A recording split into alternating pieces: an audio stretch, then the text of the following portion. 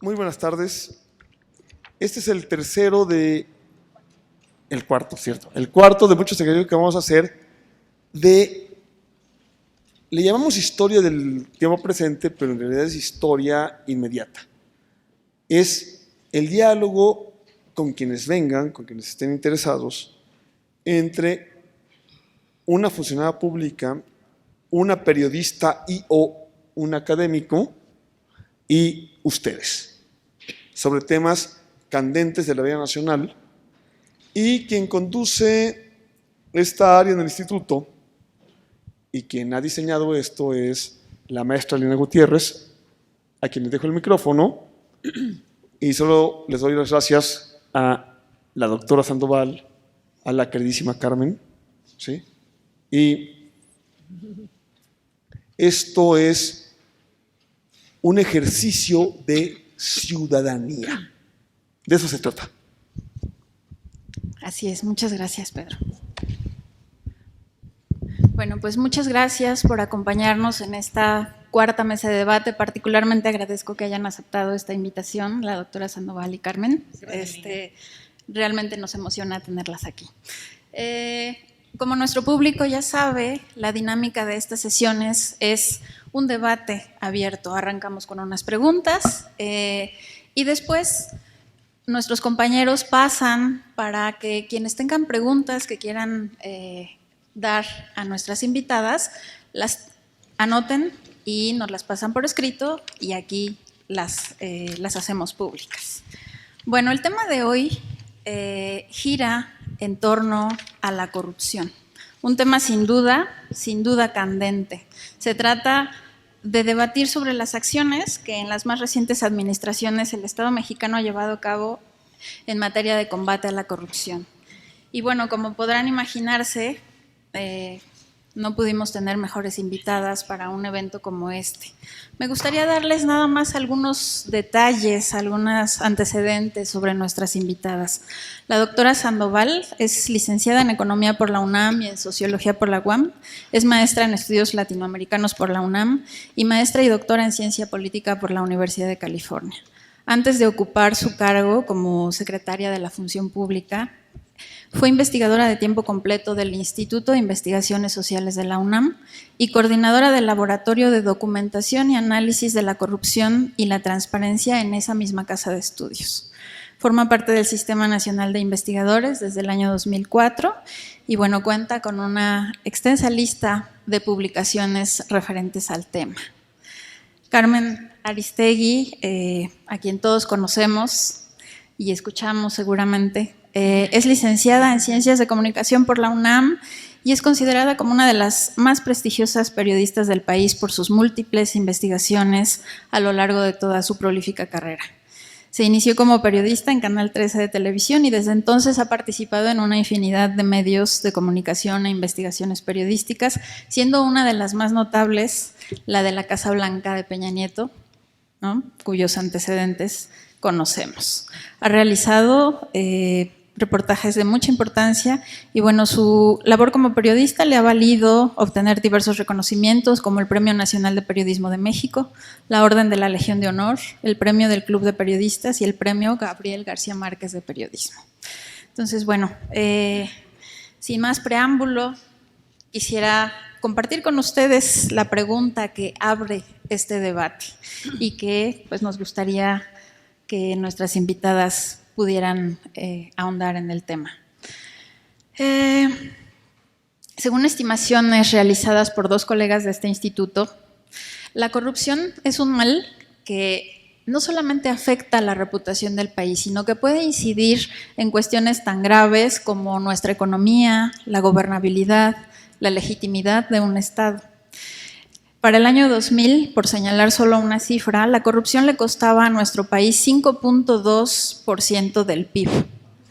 Para el año 2016, esta cifra había subido a casi el 12%, ¿no? Es un tema en nuestro país. Entonces, bueno, partiendo de esos datos, abrimos con la pregunta.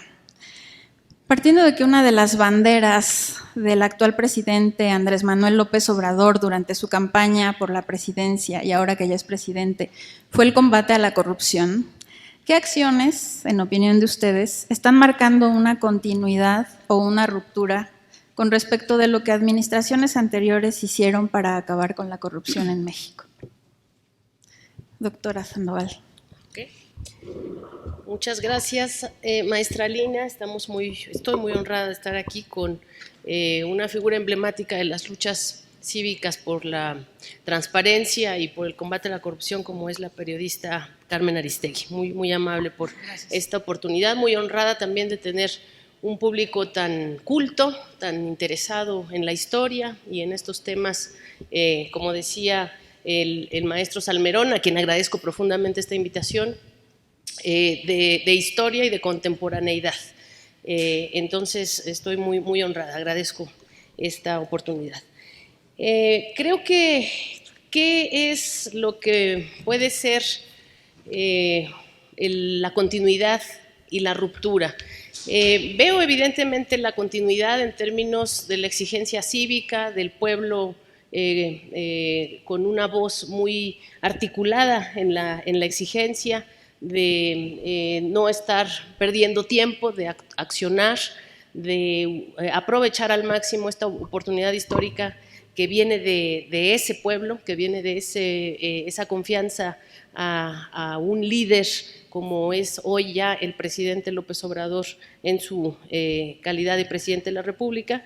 Entonces, esa me parece la continuidad. Lo que ha caracterizado las últimas décadas ha sido esa exigencia de limpieza, de probidad, de cambio, esa exigencia de que los políticos, los representantes populares, los actores con poder formal estén a la altura del poder verdadero que emerge del pueblo.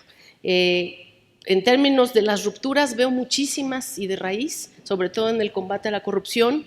Yo creo que en primer lugar hoy sí tenemos transparencia, es decir, supuestamente en ese momento que tuvimos el espejismo de la transición, que fue el año 2000, cuando supuestamente habían salido de los pinos, decía en ese entonces el presidente Fox, las víboras prietas y las tepocatas y todo este discurso pues más bravucón, me parece, y un poco exagerado que utilizó. Ese momento de espejismo demostró que si bien tuvimos transparencia, esa transparencia se quedó en la misma simulación burocrática, normativa y finalmente decepcionante, que burocratizó la sed de acceder a la información del ciudadano. El ciudadano por fin dijo, tenemos un IFAI, en ese momento era IFAI, perfecto, nos vamos a enterar de todo y vamos a poder exigir rendición de cuentas, y nos dimos cuenta que no, que era un viacrucis al que se sometía al ciudadano, que era otra vez una cuestión para los iniciados, los conocedores del famoso derecho de acceso a la información, que era burocratizante y que finalmente la transparencia no dio lo que estaba exigiendo ese pueblo. Entonces, un elemento de ruptura clarísimo es lo que el presidente López Obrador, a través de esta Secretaría de la Función Pública, que es la que más conozco por obvias razones y de la que vengo a platicarles un poco, está ofreciendo hoy con esta visión de transparencia verdaderamente democrática y expansiva. Y tenemos 3 ejemplos ahí. El primer lugar fue el lanzamiento del portal Nómina Transparente, que todo mundo conoce, yo supongo, y a través del cual ya se puede consultar de manera muy sencilla, muy amigable y totalmente en tiempo real el ingreso bruto y neto de todos los funcionarios y servidores públicos de esta Administración Pública Federal, desde el presidente de la República hasta la secretaria, el operativo, el funcionario más de base de esta administración. Entonces, son millones de servidores públicos que ustedes pueden consultar para que no tengan que ir a un INAI o un IFAI o un instituto que burocratiza las solicitudes de acceso a la información. Primer ejemplo. Segundo ejemplo de ruptura radical en la transparencia es precisamente el lanzamiento del portal de protección y estímulo a los informantes alertadores internos de la corrupción. Antes se decía, en ese espejismo de la transición que les digo que yo marco en el año 2000, que lo que teníamos que generar era una cultura de la legalidad, porque en este país no había legalidad y los mexicanos éramos muy mal portados y nos pasábamos el alto y tirábamos la basura en la esquina y dábamos mordidas, y entonces ese era el problema, que teníamos que generar una cultura de la legalidad. Nosotros hemos sustituido como elemento de ruptura esa idea de la cultura de la legalidad por una cultura de la denuncia. Lo que tenemos que hacer es que los ciudadanos nos ayuden a darnos elementos de cómo son víctimas ellos de la corrupción y de cómo saben, porque todo se sabe en esta vida, cómo se están generando los modus operandi de fraudación y de corrupción finalmente. Entonces nosotros hemos lanzado un portal que se llama el programa de los whistleblowers, o la protección y estímulo a los ciudadanos que alertan, que son alertadores de la corrupción. Está también ahí a sus órdenes y yo creo que poco a poco lo han ido conociendo, lo anunciamos en la conferencia de prensa con el presidente de la República hace muy poco. Y en tercer lugar, y con eso ya concluyo esta primera participación, es el elemento de la transparencia de calidad y de cantidad que dimos muy al principio de esta administración, de esta nueva administración, de este cambio verdadero, ¿no?, decimos, de gobierno.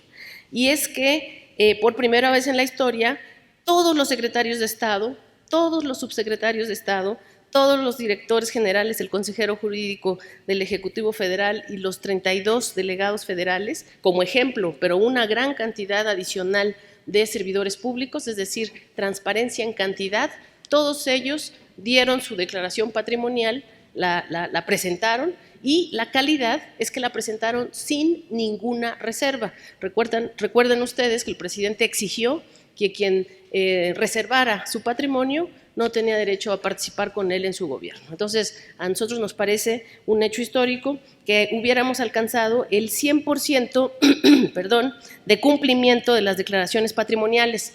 Y como dice el presidente, el ejemplo genera efectos, porque eso generó que en 2019 se recibieran 292.879 declaraciones patrimoniales de otros funcionarios de diversos niveles, lo cual significó 20,000 más declaraciones patrimoniales adicionales que el último año de la administración del presidente Peña Nieto. Entonces, esos tres ejemplos los dejo como puntos de ruptura real del combate a la corrupción y de la transparencia en este país. Gracias.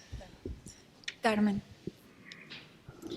Bueno, un gusto estar aquí. Irma Heréndira, qué gusto estar contigo. Nos conocemos hace, iba a decir 1000 años, pero me vas a matar, algunos años atrás, en tu calidad académica y de gran luchadora por este país, y ahora en su calidad de funcionaria pública como secretaria de Estado. Bueno, pues Irma Heréndira tiene una oportunidad muy importante, como otros y otras que están formando parte de este momento donde vemos pues a personas como Irma Heréndira y otros que han dado batallas ciudadanas, académicas muy importantes a lo largo de los años. Ahora les toca gobernar y los estamos viendo y los estamos observando, porque ahora les toca a ellos efectivamente ser observados por los ciudadanos. Este ejercicio al que nos convoca este magnífico instituto, nuestro muy querido Pedro Salmerón, que está haciendo esas tareas junto con la Lina y todo el equipo, bueno, son, alguien diría que una provocación, pero no, me gusta más lo que dice Pedro, que es hacer ciudadanía. Una periodista que está hablando con ustedes que están acá, con una funcionaria, gente que queremos compartir y discutir los temas que nos importan, y eso en un país como México debe ser aquilatado. No somos tristemente un país que tenga una cultura de la participación muy robusta. Sí, algunas partes de la sociedad acuden a encuentros como este, sí discuten, sí debaten los asuntos, pero tristemente tenemos necesidad de empujar más esa herramienta básica de una democracia, que es el diálogo público, que es la discusión entre los ciudadanos, que es intercambiar ideas, puntos de vista y alentar la revisión de los temas que son relevantes al interés general. Así que yo celebro que este magnífico espacio aquí en San Ángel abra sus puertas para estas mesas en donde estamos aquí participando todos. Y debatir el presente mexicano, con una perspectiva, la que cada quien quiera traer, la histórica, la presente o lo que sea, es de enorme utilidad.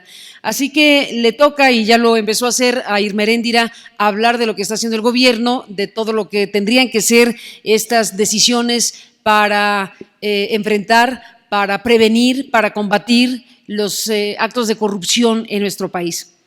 No me toca a mí en esta parte, pues estrictamente describir lo que ya hizo Irma Heréndira. En todo caso, me coloco en la perspectiva de una periodista que está observando, como el resto del país, los grandes dilemas de lo que el presidente ha llamado la cuarta transformación. En los grandes dilemas, que por cierto veremos el informe el próximo domingo del primer tramo de esta 4T, en los grandes dilemas de este momento histórico está qué hacer con los delitos del pasado cuando se trata de corrupción. ¿Qué debería suceder en un país como México, que tiene largas raíces de actos de corrupción y de abusos extremos? Baste ver lo que pasó el sexenio pasado para no irnos demasiado lejos, y podemos ver y saber y exigir que se sepa más de desvíos multimillonarios, por hablar de las cosas que están ya muy asentadas en el conocimiento público, saber cómo se ha sabido de la existencia de una llamada Operación Zafiro, por ejemplo, que no era otra cosa más que el desvío multimillonario de dinero desde el centro hacia estados de la República para financiar campañas políticas y enriquecer a los que pasaban en el camino. Eso que se está investigando muy puntualmente en Chihuahua, que es en donde más materia de información se conoce, porque la justicia de Chihuahua decidió entrar en esa ruta de investigación, como no han decidido otros estados de la República en algo que involucró a varias entidades. Solo por mencionar un tema que está muy conocido, que está en proceso judicial en un estado de la República, que llegó el tema a la propia Suprema Corte de Justicia, en una cosa que nos debería llamar muchísimo la atención. Tendríamos que decir a qué le temía o le teme Enrique Peña Nieto cuando, antes de irse de la presidencia, gestionó un recurso bastante singular en la Corte Suprema para evitar que desde Chihuahua se investigara la figura federal, es decir, a la presidencia y a los colaboradores del Ejecutivo que pudieran estar involucrados en esa trama de desvío millonario conocida como Operación Zafiro. ¿A qué le temía Peña Nieto, que llegó a presentarle a la Corte algo que el gobernador Corral llamó un amparo buscador? Que no era un amparo estrictamente, pero en términos legales así se podía entender. Alguien que va a hacer que presenta un recurso para poder conocer el expediente y saber qué demonios saben de él. Ese solo dato, que fue con el que prácticamente cerró Peña Nieto su presidencia en relación a temas de esta envergadura, nos tendría que atrapar la atención. ¿Qué ha sucedido con la Operación Zafiro en las investigaciones de la Fiscalía General de la República, de las fiscalías de los estados del país que están involucradas? Bueno, conocemos lo de Chihuahua porque es lo que públicamente se ha dado a conocer más ampliamente, y porque judicialmente tiene, no me acuerdo si 11 órdenes de aprehensión, y estamos a la espera de que se cumplan las solicitudes de extradición de César Duarte, el exgobernador de Chihuahua. Bueno, cuando venga César Duarte, que esperemos sea algún día a ser procesado en México, pues probablemente empecemos a ver una trama sumamente importante de lo que pasó el sexenio pasado y de cómo se presuntamente desviaron miles de millones de pesos para financiar campañas político-electorales en el país. Si se tarda en venir César Duarte, podemos pasar a otro tema, porque también hay materia para saber qué tipo de cosas van a ocurrir cuando continúen las indagatorias, ahora sí, con mucha claridad desde la Fiscalía General de la República, con este otro gran desvío multimillonario de recursos, nuevamente desde la Federación a los estados de la República vía las universidades. Este otro gran capítulo de otro gran desvío multimillonario que utilizó a la Sedesol, que es indignante. Si es indignante el desvío de recursos públicos per se, es triplemente indignante que se utilice a las instituciones que son más claramente relacionadas con los programas sociales para las personas más desprotegidas. Eso todavía agrava las cosas. Utilizar a la Sedesol, a Sedatu, a Pemex para contratar presuntos servicios de universidades públicas, de instituciones de comunicación pública, haciendo valer una condición que la ley permite desde Felipe Calderón para acá para evitar las licitaciones entre entes públicos. Si la Sedesol contrata a una universidad por el solo hecho de que es un ente público contratando a otro ente público, no hay obligación de licitar, cosa que sonaba bien si lo hubieran cumplido como se debe, para favorecer el trabajo de instituciones públicas que pudieran recibir un beneficio económico con dinero público, pero haciendo los trabajos que se desencargaban y no utilizando esa herramienta legal para este desfalco monumental, que es este que ahora está investigando la Fiscalía y que tiene por lo pronto a Rosario Robles, la exsecretaria, en la cárcel. Empiezan a ocurrir cosas. No nos acostumbremos de que, está en la cárcel. Es muy importante que esté en la cárcel alguien que formó parte clave de un andamiaje que desde luego no hizo en solitario la que hoy está en esta situación.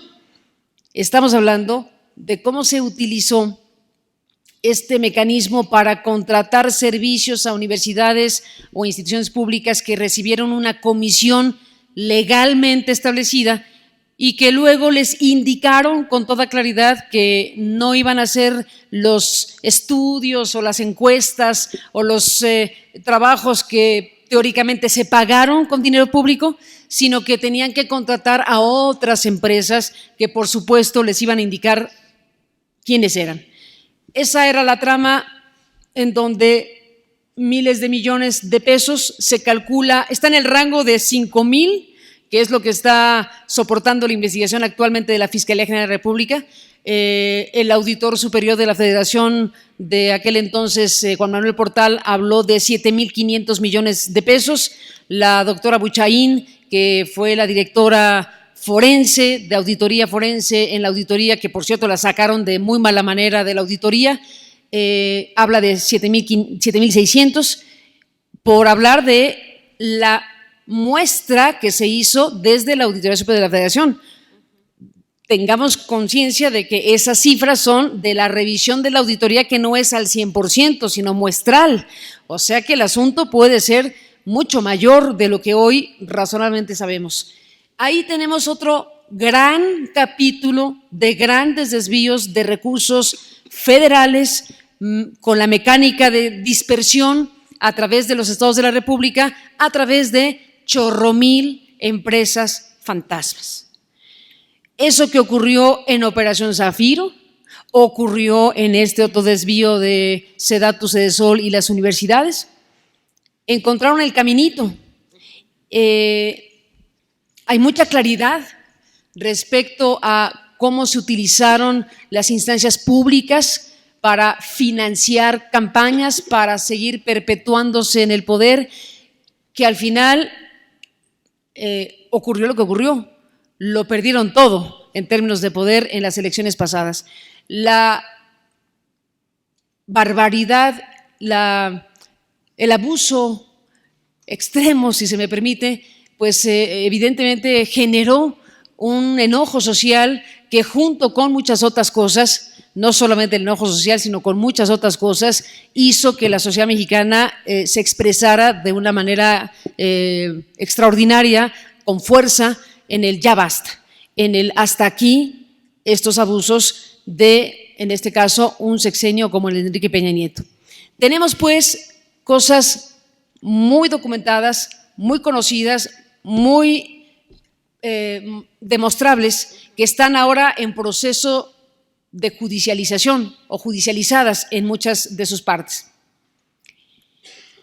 Me quedo con otro caso recién salido del horno en esta semana, que también es un enorme desafío, para la 4T, para el presidente de la República por lo que significa, para las instituciones del Estado mexicano, que como la que encabeza Irma Heréndira o la que encabeza Santiago Nieto en la Unidad de Inteligencia Financiera o la que encabeza Gertz Manero, que son las tres instancias que mayor vigor están mostrando cada quien en su materia, tendrán que dilucidar. Esta semana tuvimos oportunidad de presentar en el sitio online y en el programa de radio, que es la misma cosa, una entrevista con Santiago Nieto, que es una selección de lo más importante de dos sesiones muy largas de conversación con nuestro colega Marcos Martínez Chacón. Fue una exposición muy amplia que coloca a la luz pública un, enorme desafío para saber si vamos o no a entrar en procesos de investigación que pueden derivar en lo que comúnmente se conoce como maxiprocesos. Esta historia, contada por Santiago Nieto, de la cual, por cierto, no tenía noticia el secretario de Hacienda, porque esta mañana en la mañanera le preguntaron y la respuesta fue, no sé. Esta historia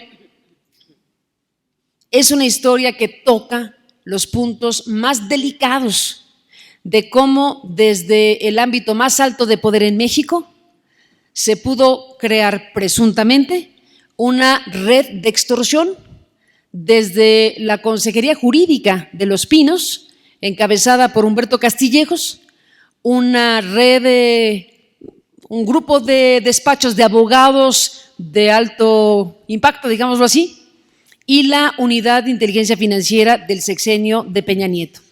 ¿Qué es lo que reveló Santiago Nieto que debe la Fiscalía General investigar? Seguramente lo está haciendo, pero al dar a conocer esta información, Santiago Nieto dice que desde la Unidad de Inteligencia Financiera se tuvieron testimonios de 3 personas clave que narraron y con las informaciones propias de la propia Unidad de Inteligencia Financiera pudieron mostrar una presunta red de extorsión para bloquear y desbloquear cuentas de 722 instancias. 722 cuentas que fueron bloqueadas y luego hubo una intervención de estos despachos de abogados muy conocidos en México que desbloquearon o que hicieron las gestiones para desbloquear esas cuentas, todo desde la Unidad de Inteligencia Financiera. Queda por saber si esas 722 cuentas bloqueadas y desbloqueadas estuvieron registradas en el Ministerio Público Federal. ¿Hubo investigación alguna para justificar el bloqueo de las cuentas? ¿Hubo explicación por qué se desbloquearon? Se presume que no, se tendrá que saber, pero si no hubiera justificación de bloquear y desbloquear 722 cuentas y la intervención de despachos que se entiende habrían cobrado por sus servicios y algún tipo de extorsión para desbloquear, bueno, si todo esto que plantea Nieto como una línea de trabajo ante el Ministerio Público, ofreciendo la información que pudo recabar sobre el tema, nos conduce al corazón de lo que sería la operación precisamente desde el más alto nivel político para obtener presuntamente recursos, se presume que millonarios, utilizando las instancias del Estado mexicano, empezando por la Unidad de Inteligencia Financiera, empezando por la propia Consejería Jurídica de Los Pinos. Y uno supondría que si esto se demuestra, pues sería imposible imaginar que el presidente de la República no tuviera noticia. Ese otro elemento está también a la mesa, por hablar solamente de 3, podríamos aquí estarnos 2 días, pero por hablar solo de 3 que están en el ambiente del conocimiento público de nosotros. Entonces, tenemos aquí esta gran pregunta. ¿Qué va a ocurrir en México?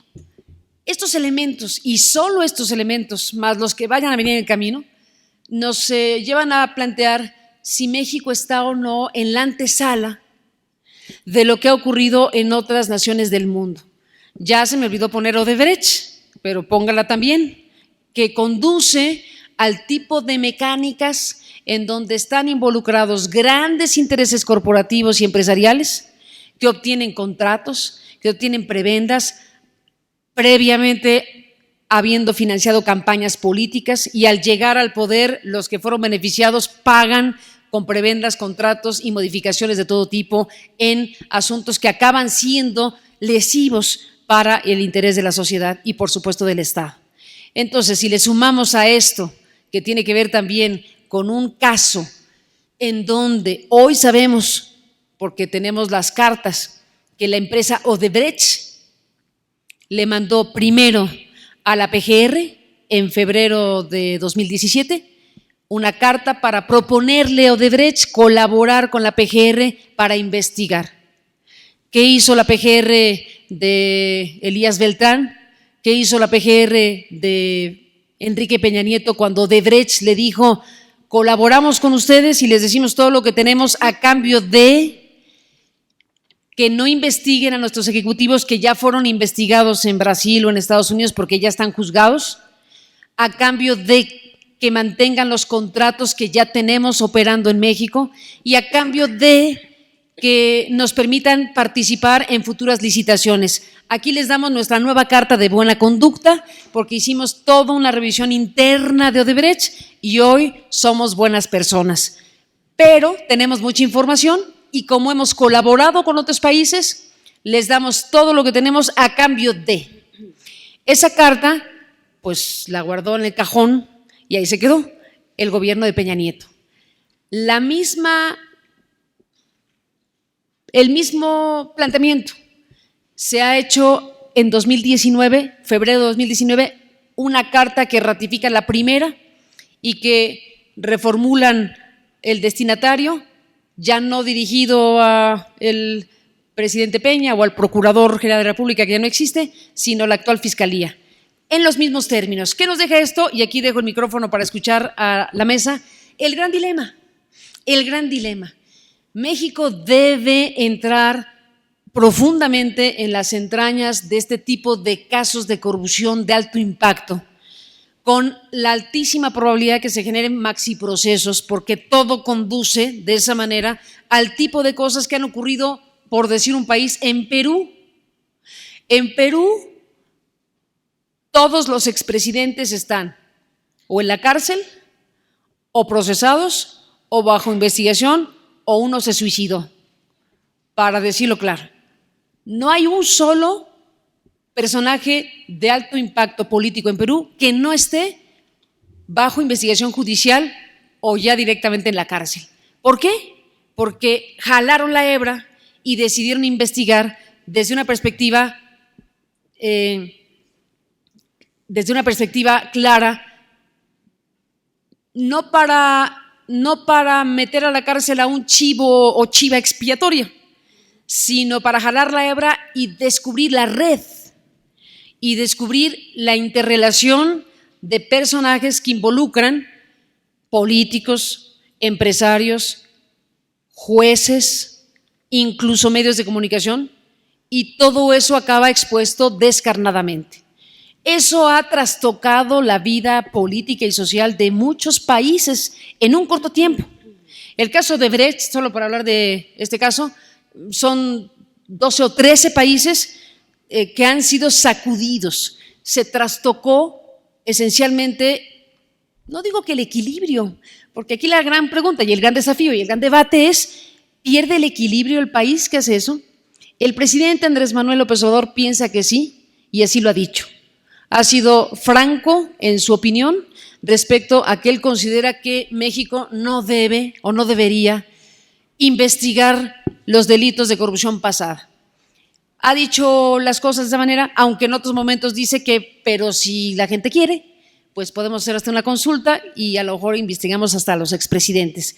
¿Qué es lo que va a ocurrir al final de las cuentas? El presidente ha tenido estas diferentes expresiones en donde da la idea de que su ser pragmático le dice: mejor ni te metas porque se va a hacer un desmadre, básicamente. Su ser político y su propia esencia histórica dice: claro que hay que investigar los delitos del pasado, los delitos que han agraviado en materia de corrupción a esta sociedad mexicana. ¿Qué va a prevalecer? ¿Va a importar la opinión de Andrés Manuel, sí o no? Tenemos hoy una fiscalía autónoma, tenemos una unidad de inteligencia financiera que, si bien depende de Hacienda, tiene autonomía técnica, tenemos una secretaria de Función Pública que tiene su historia propia y que tiene una batalla a favor de la transparencia y la lucha contra la corrupción. ¿Qué va a prevalecer? ¿Qué es lo que va a marcar en materia de investigaciones, de esclarecimiento y de identificación de responsabilidades y, por lo tanto, de sanciones en México? ¿Qué va a prevalecer? ¿Eso o el intento de tabla rasa del pasado? Y la corrupción la veremos hacia futuro y vamos a evitar que vivamos historias como las que hemos vivido. ¿Qué es lo que quiere México? ¿Qué es lo que desea el país? ¿Qué es lo que conviene en un momento de transformación profunda como el que queremos protagonizar todos, cada quien a su manera, los periodistas, los ciudadanos, cada quien en un momento muy importante como este? No tengo la respuesta, pero Irma Eréndira, yo pienso que sí. Eso te dejo aquí de tarea, porque ese es un dilema principalísimo y estamos pues con elementos de enorme importancia en este momento. Muchas gracias.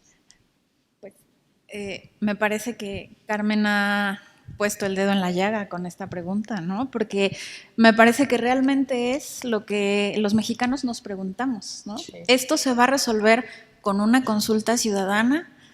¿Se va a hacer lo que diga la consulta ciudadana, lo que dice la ley? ¿Quién va a resolver esa situación, no? Muchas gracias, Alina y Carmen. Bueno, por el espíritu del debate yo voy a empezar a discrepar de dos cositas que dentro de toda la cantidad de reflexiones muy ciertas, dado su conocimiento de periodista de investigación, que es Carmen, esta tarde pone en la mesa. Y las dos cosas con las que discreparía, con todo respeto, es, en primer lugar, esta idea de que el presidente apuesta más por estabilidad que por el combate a la impunidad, que así entendí entre líneas la posición. Nada más me parece alejado de la realidad, no solo por sus posicionamientos, por sus intervenciones, sino por sus acciones, sobre todo. El hecho de que nos llamara institucionalmente a la función pública dentro de los primeros días de su gobierno a investigar el asunto de la estafa maestra, que es uno de los ejes nodales de todo este combate, de toda esta corrupción estructural tan ominosa e incluso asesina que caracterizó el régimen pasado. Fue muy claro al respecto de que el presidente no iba a dejar ningún cabo suelto en términos de la gran exigencia de combate a la impunidad que tienen los mexicanos. Entonces, nos invita a la función pública a poner un estudio, un dictamen rápido, porque además nos exigió rapidez al respecto de altos funcionarios nombrados por la actual administración que estaban de una u otra forma vinculados a la estafa maestra. Es más, una especie de subsecretario de Pemex, ni más ni menos que el director de exploración y producción, que es además la apuesta del señor presidente de la República para sacar del atolladero a este país en términos del desarrollo de política energética. Y aún así, sabiendo que tenía un cargo tan decisivo y que estaba invitado a colaborar en esta administración, no tuvo empacho en decir: función pública, analiza, ve qué hay ahí y si hay elementos de forma responsable, porque es lo único que sí nos dice absolutamente a todos los que colaboramos con él, si hay elementos que demuestren de forma responsable vínculo con la estafa maestra, se tiene que salir.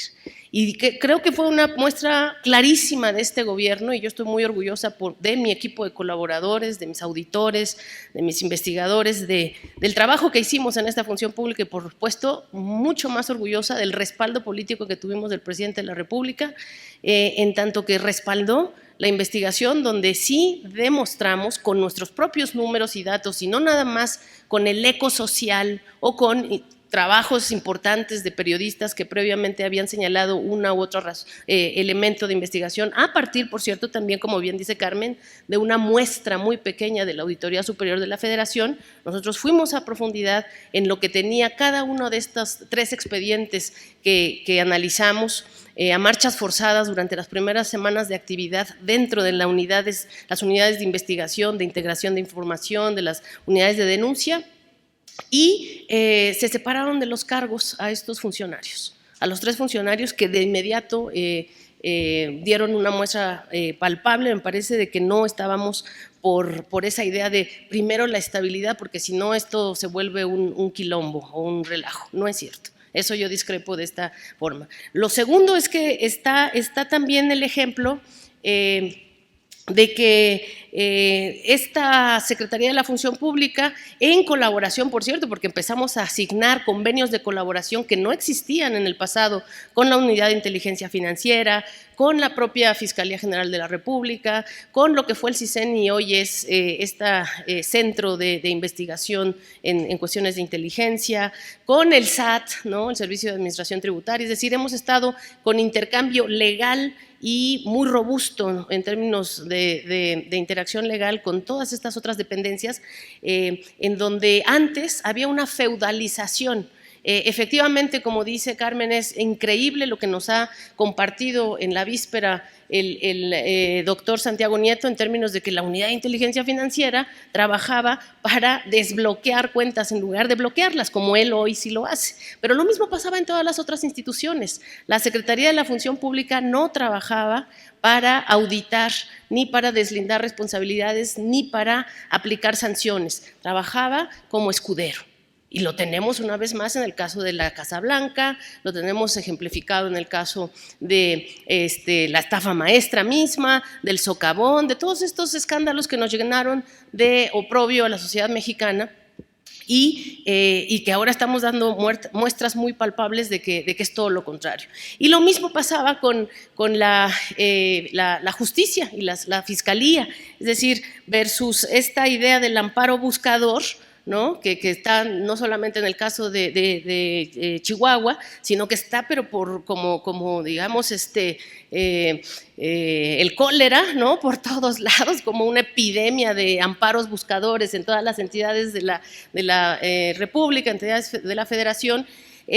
Tenemos en el presidente López Obrador, su gobierno y su convicción política, la idea de que el que nada debe, nada teme. Y por eso es que se abre a una consulta, se abre a esta revocación de mandato, se abre a elevar como causa grave, una pena grave, la corrupción, se abre a esta idea de transparencia absoluta y de fiscalización en tiempo real. Es más, se abre, a mí me parece muy importante, la nueva relación Estado-sociedad que está cada mañana a las 7 de la mañana, se encuentre donde se encuentre, y esté donde esté el presidente de la República. Entonces yo sí defiendo, digamos, las muestras claras que Andrés Manuel López Obrador como presidente de la República y todo su gobierno, y desde luego el trabajo que mi equipo en la función pública estamos dando, para que no se queden con esa idea de que estamos apostando por la estabilidad y no por el combate a la impunidad.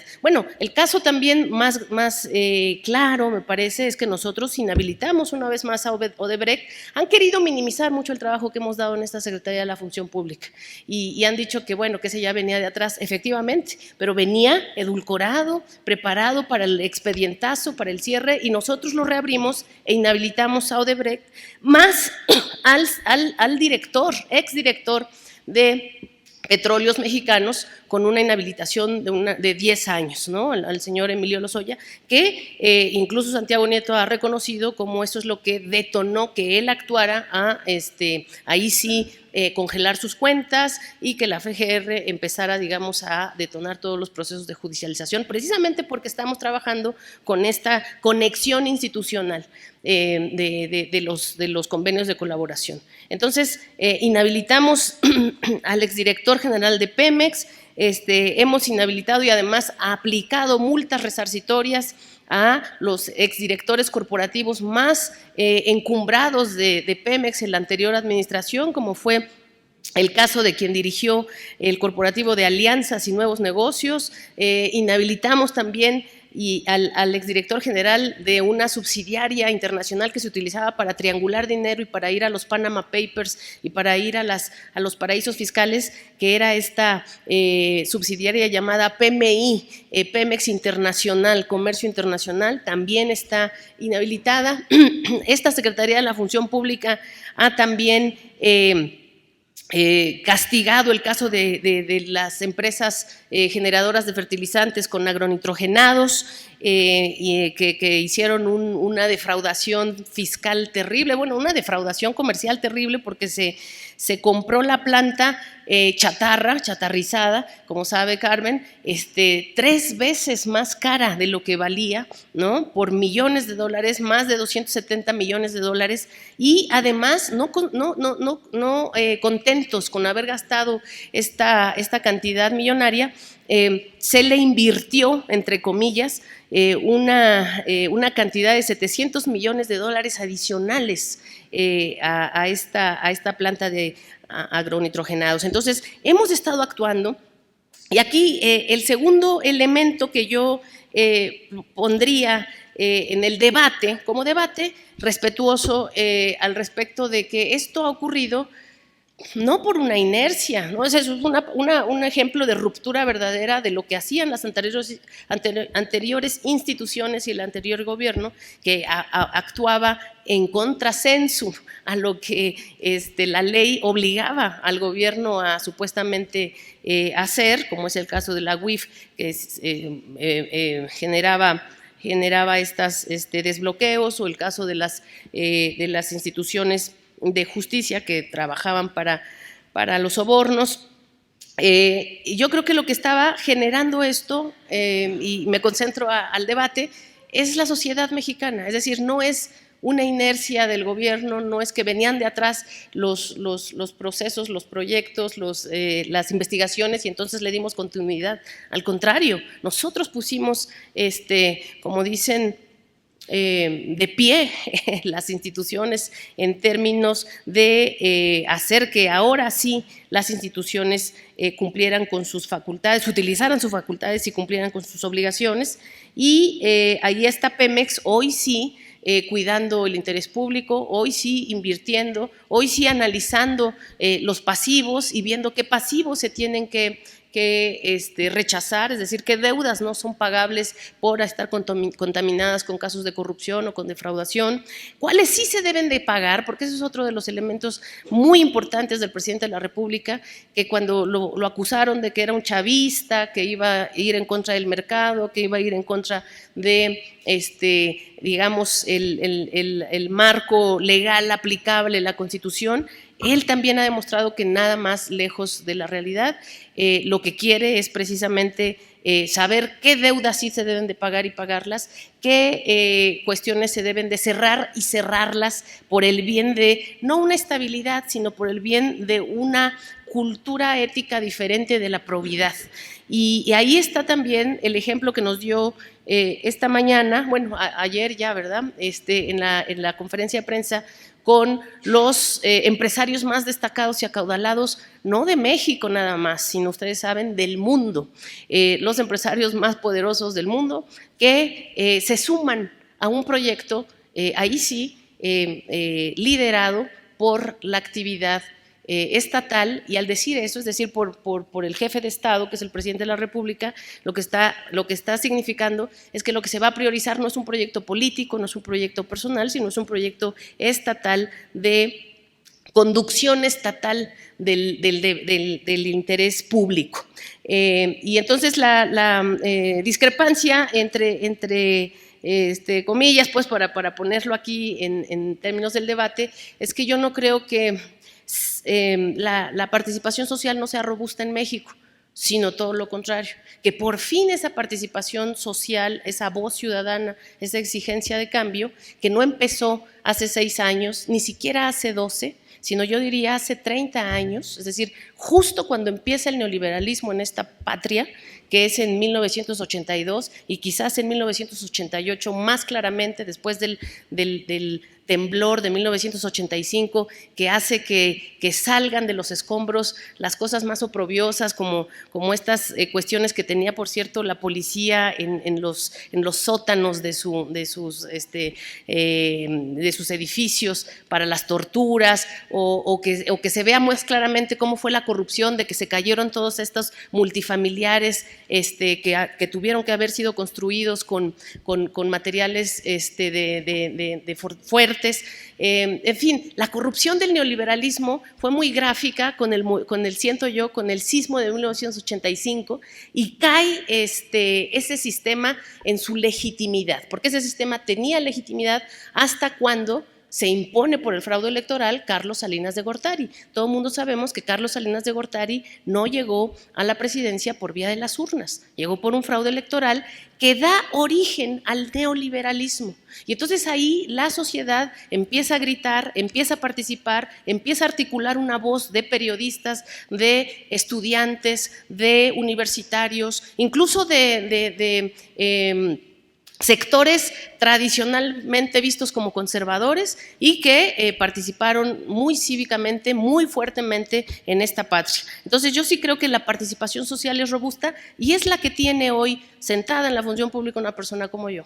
O evidentemente, o sea que en la vida me propuse yo llegar a ser funcionaria de Estado, ¿no? O a un luchador social también del tamaño de Andrés Manuel, después de haber luchado él sí décadas, digamos, por llegar a ser presidente de su país, sin querer llegar a ser presidente a toda costa. Entonces yo sí creo que la participación social es muy robusta en México y es la que el presidente siempre ha dicho que no puede defraudar. Ha hecho también declaraciones muy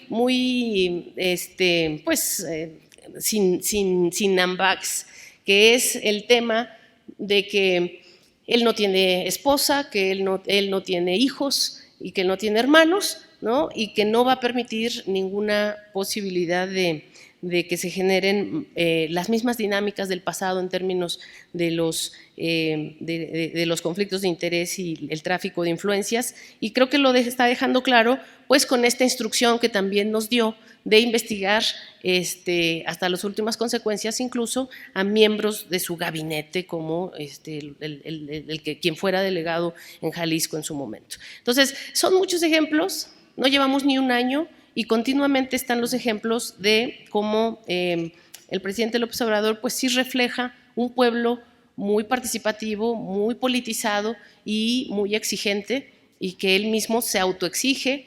Por eso está cada mañana a las 7 de la mañana y por eso nos tiene también trabajando en el mismo ritmo a todos los que estamos con él. Por eso se exige y nos exige ese mismo paso. Esos son los puntos de debate que dejo para la mesa. Muchas gracias, doctora. Yo he empezado a recibir las preguntas del público y bueno, van muy en este sentido.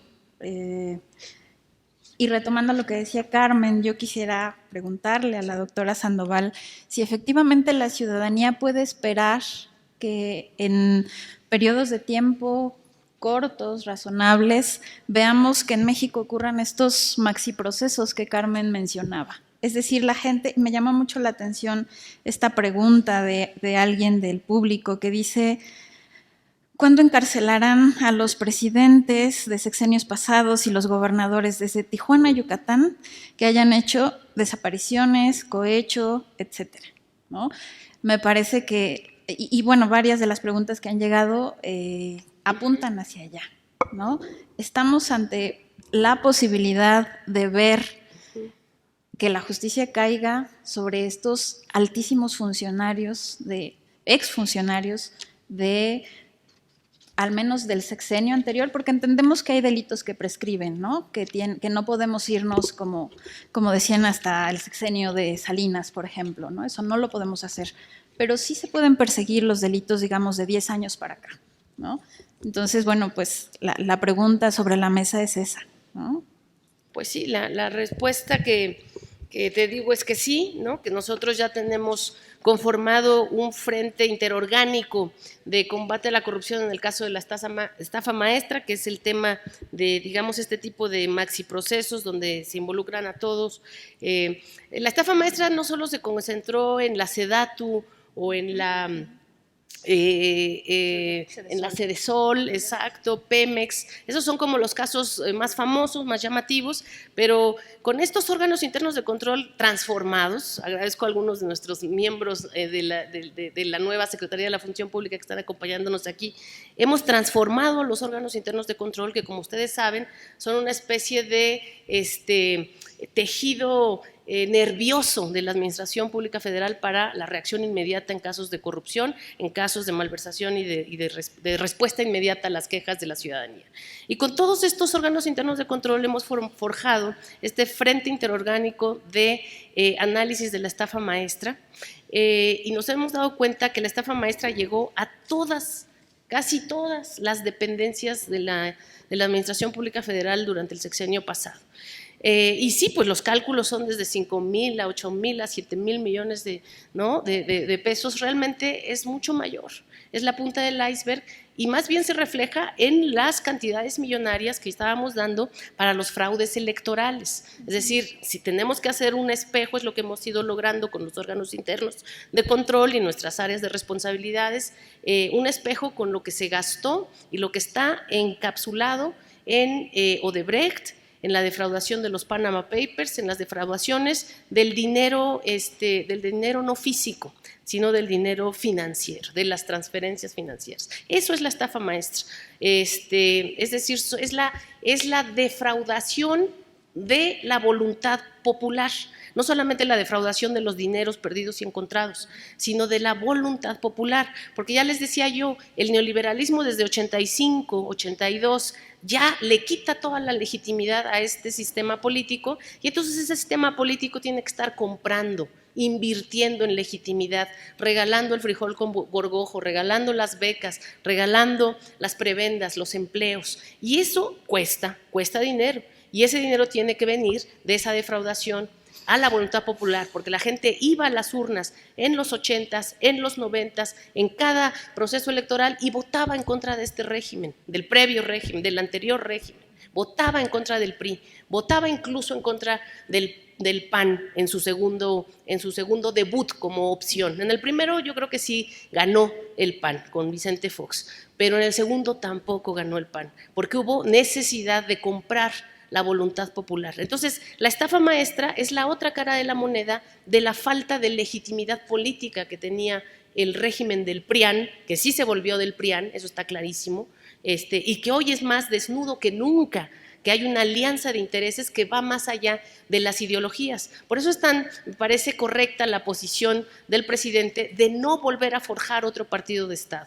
Y aún con lo que le duele saber que un partido como Morena, de reciente creación, un fenómeno verdaderamente único en el mundo como Morena y como el partido que lo llevó al poder, pues no tiene ahorita, digamos, tiene una crisis política pues clara, apuntada, él dice no se va a meter. Y me parece muy, muy adecuada esa posición, porque la corrupción verdadera, la real, la profunda, vino de un trípode, y ese trípode es el rentismo, ¿no? Es decir, esta utilización de nuestro dinero público, la captura estatal, pero sobre todo el corporativismo. Y el corporativismo funciona a través de estos enfoques de que el presidente define todo lo que tiene que ver en términos de los sindicatos, de los partidos, de las vidas cívicas. Y no, el presidente está dejando realmente y comprometiéndose con su proyecto, que es un proyecto de desarrollo y bienestar, y obviamente de combate a la corrupción. Entonces, yo sí te diría que evidentemente ahí están los datos, creo que la gente lo está viendo, tenemos evidentemente un aumento sustancial de la confianza cívica en nuestra Secretaría de la Función Pública y en general en el gobierno. El número de denuncias recibidas en esta Secretaría de la Función Pública que estamos hoy a cargo, se ha elevado en casi 40%, 38% de incremento en las posibles denuncias de faltas administrativas o posibles actos de corrupción. De 1 de diciembre de 18 al 30 de junio de 19 recibimos 20.504 denuncias formales, 1.843 alertas ciudadanas confidenciales y 26.171 peticiones ciudadanas de asesoría en materia de procedimientos de contratación, de fiscalización y de conciliación. Evidentemente, tenemos que ser muy responsables con estos números. No puedo yo andar saliendo a prensa a decir cosas tan confidenciales que se nos dicen a nuestros órganos internos, a nuestros investigadores. No podemos andar haciendo esas cosas. Lo que tenemos que hacer es substanciar con toda secrecía, con toda responsabilidad, y hasta que no podemos dar, entonces sí, vista a la Fiscalía, vista a las autoridades de los tribunales del poder administrativo superior, los tribunales administrativos, entonces sí ya podemos anunciar, pero hay muchísimo que estamos haciendo día y noche, y entonces lo que sí es que no queremos vivir del escándalo también. Y además incurrimos en responsabilidades. O sea, yo puedo poner en riesgo el puesto de mis investigadores, de mis órganos internos de control y desde luego el mío propio, si damos información adicional que pone en riesgo primero la investigación, pero después a quienes nos están dando esta confianza tan valiosa para mí, que es que hoy sí vean que vale la pena venir a la función pública y trabajar acompañadamente con este gobierno. Entonces estamos redoblando esfuerzos para combatir impunidad y evidentemente pues ahí vamos a demostrarlo en este primer informe de gobierno. Esperamos, creo que la ciudadanía está ansiosa por ver que estas cosas sigan ocurriendo, ¿no? Queremos efectivamente ver la aplicación de la ley en estos casos que nos han violentado como ciudadanía, ¿no? Efectivamente. Bueno, siguen llegando las preguntas del público, pero antes de pasar a ellas, yo les había planteado una pregunta más que se vincula con el trabajo que hacemos en este instituto, que es la historia, ¿no? El Estado mexicano, históricamente, más o menos desde el sexenio de Miguel Alemán, es considerado como un Estado corrupto, ¿no? Entonces, la pregunta aquí sería, ¿qué tanto creen ustedes que lo que se gestó en sexenios pasados, en administraciones anteriores, podría afectar los esfuerzos que ahora se hagan por erradicar estos actos de corrupción pues, desde el gobierno, ¿no?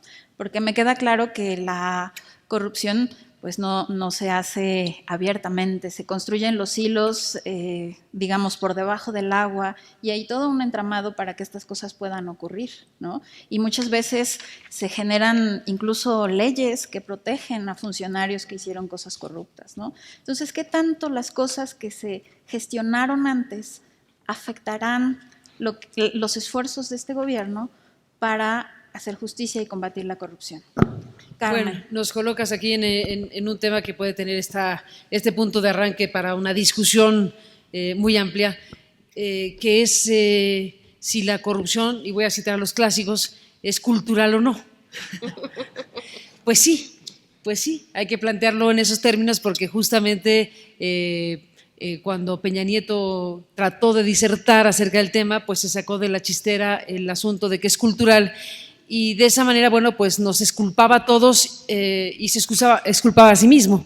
Entonces, bueno, me parece que el tema da para discutirlo precisamente en estos términos, porque al final admitir que la corrupción es inherente a la sociedad mexicana, que es casi identitaria de la sociedad mexicana, pues es algo inadmisible.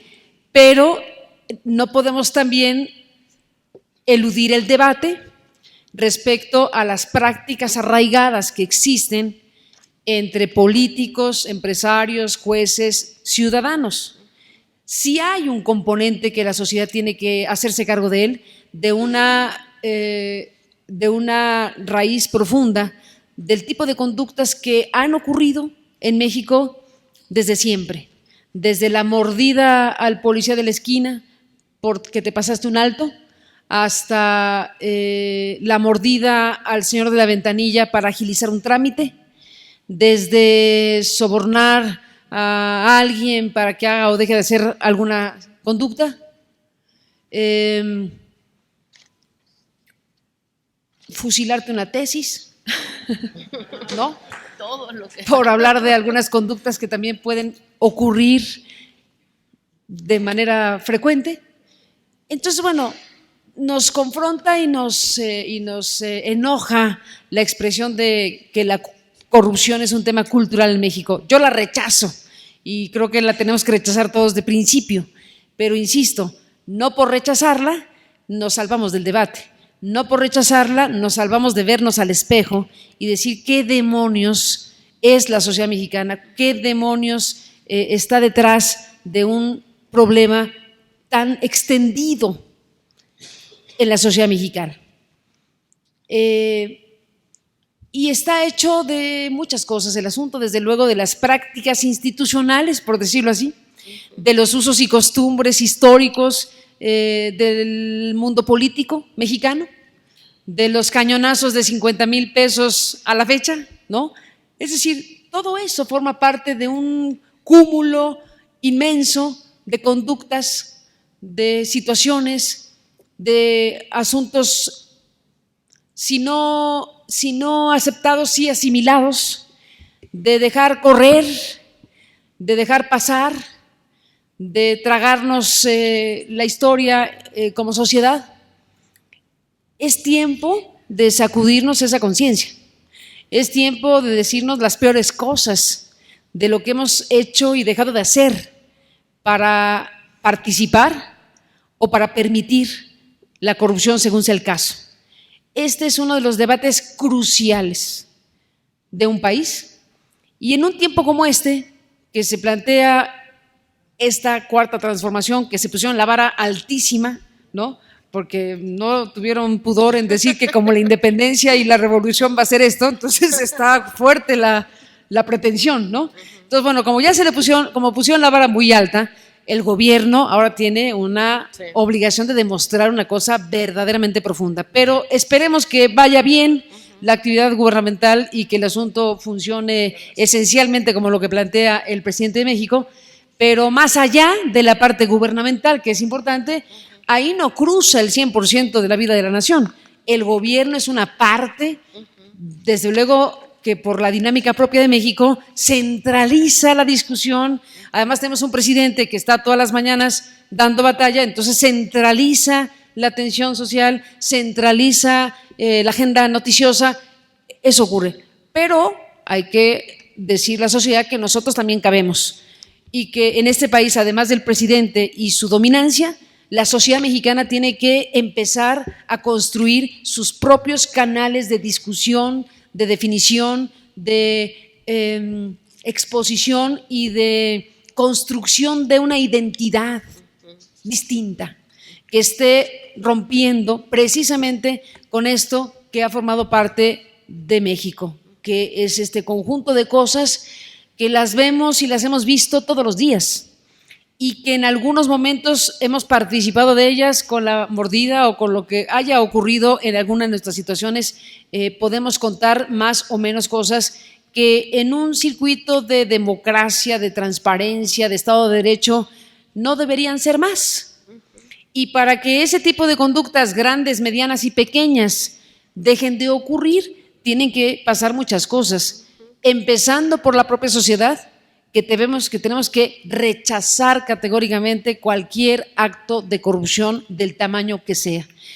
Como debemos decir no a la violencia en cualquier dimensión que sea. Como tenemos que decir no, definitivamente no a las cosas que hemos permitido a lo largo de la historia.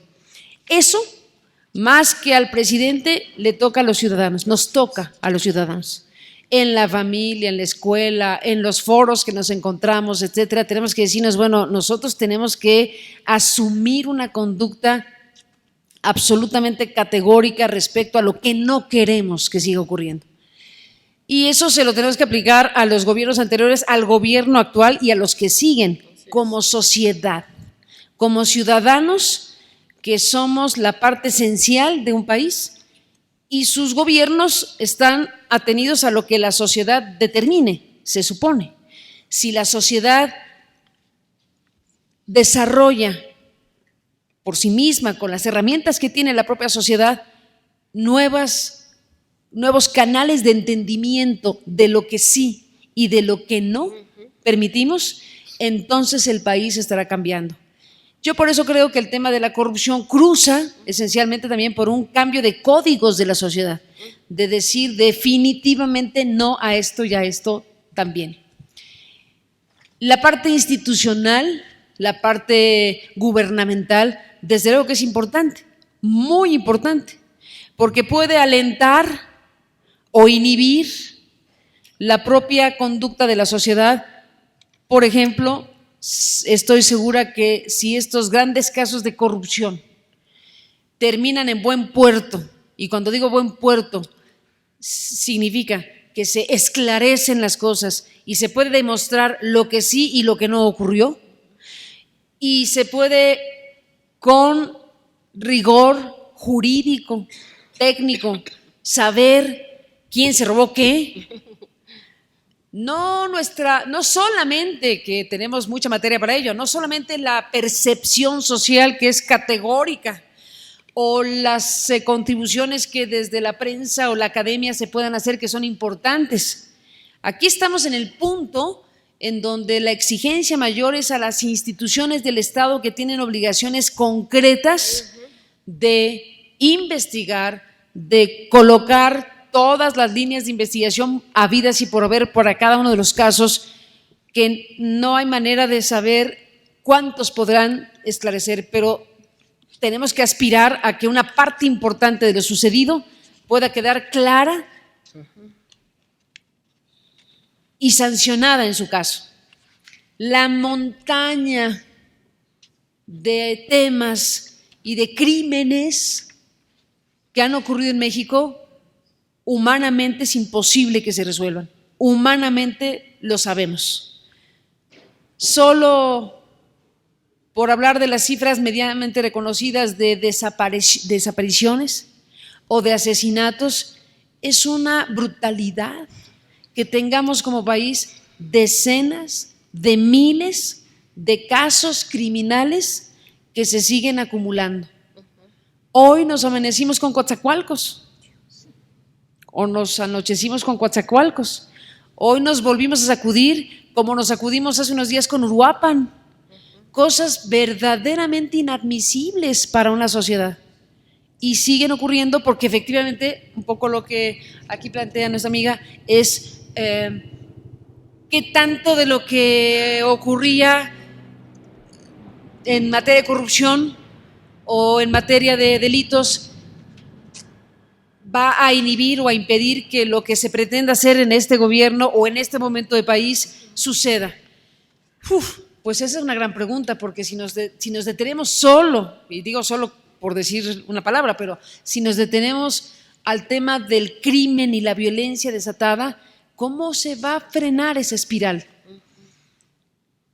No tenemos en este momento la respuesta, y tan no la tenemos que acabamos de ver estos 27 asesinados de una forma impresionante. ¿Qué ocurrió ahí? Pues primero tuvimos una versión de que uno de los presuntos autores materiales de esta barbaridad en Coatzacoalcos habría sido detenido por las instancias veracruzanas y luego liberado por el fiscal Winkler de Veracruz. Y luego resulta que no, que el que lo llevó fue otro. Bueno, esos andamiajes institucionales en donde la gente dice, bueno, ¿cómo fue el asunto? No queda claro. Lo único claro son los muertos. Entonces, bueno, ¿cómo vamos a lograr darle la vuelta como país, como sociedad y el propio gobierno con sus herramientas a cosas de esa dimensión? Sinceramente no tengo la respuesta.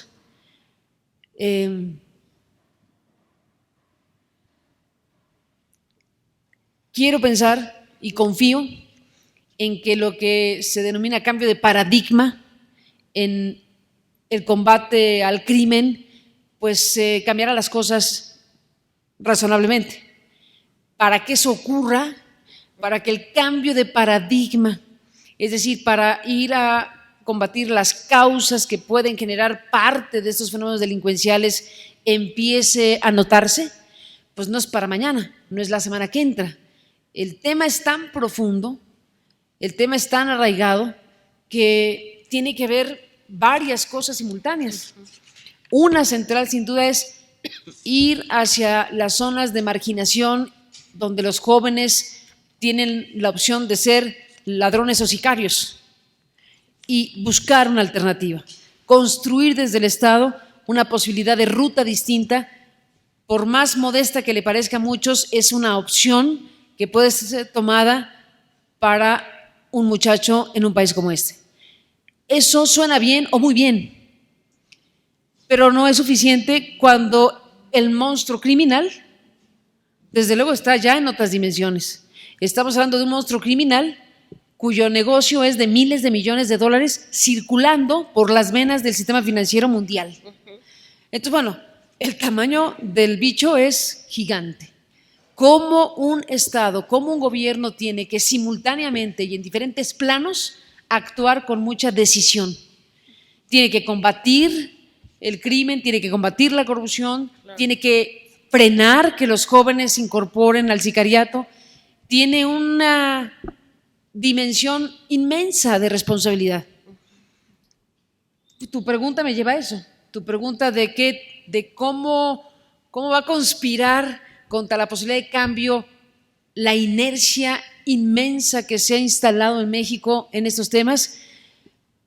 Pues no lo sé, confío en que tengamos la fuerza como sociedad, que tengamos un gobierno que sea inteligente, capaz y decidido a hacer lo que tenga que hacer. ¿Por dónde se empieza y por dónde se acaba? Pues esa es la gran pregunta que hoy tenemos. Así es, doctora Sandoval. Me gusta que Carmen, aquí sí coincido 100% en su reflexión, tenga claro la situación de que la corrupción hay que vincularla para su debate, para su reflexión, con la justicia. O sea, la otra cara de la corrupción es la injusticia, y por eso se dice que la corrupción mata, ¿verdad? Porque afecta a derechos fundamentales. Entonces hay que conectar siempre ese debate del combate a la corrupción con el tema de los derechos humanos, con los derechos fundamentales.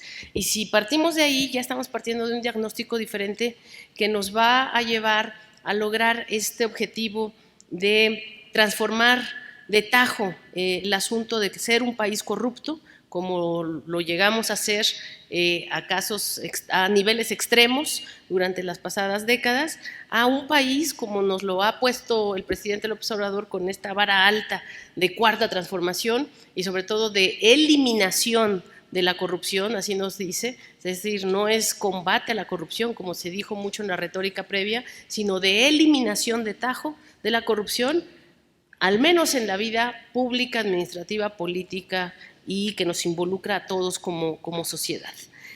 Porque sí, porque efectivamente puede ser que la corrupción también cruce este tema de la cultura. Lo que sí yo me enfocaría a hablar de la cultura política, no de la cultura en sí misma de México o del ser mexicano, sino del ser político en México, del ser funcionario público en México, del ser representante popular, incluso periodista en México. Es decir, el rol público de los actores políticos con responsabilidades sociales sí estuvo muy contaminada de corrupción. Y en ese sentido sí podemos hablar de una cultura política, ya decía, de la corrupción que necesitamos transformar. Pero eso no significa hacer una lobotomía y sacarnos al niño con el agua sucia y entonces rechazar todo lo que sea culturalmente mexicano. Y ese es el punto de partida de la crítica a querer esencializar la corrupción como algo vinculado a la cultura mexicana o a la esencia mexicana.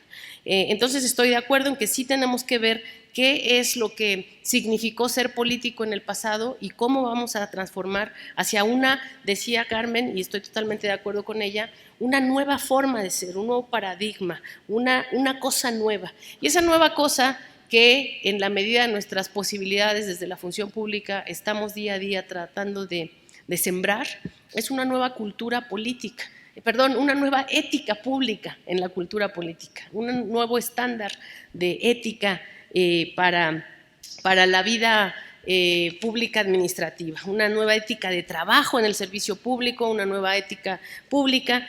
Y ahí creo que los ejemplos más relevantes son tres.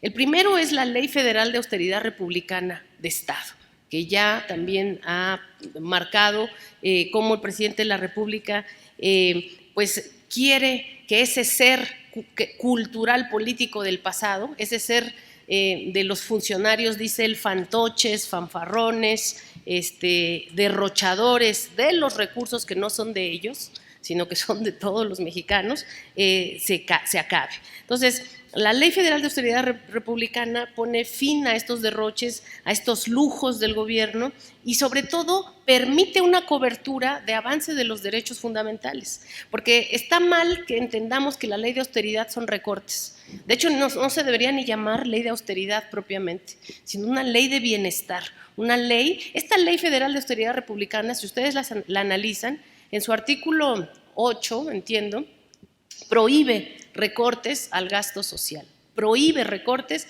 al gasto educativo y prohíbe recortes al gasto en salud.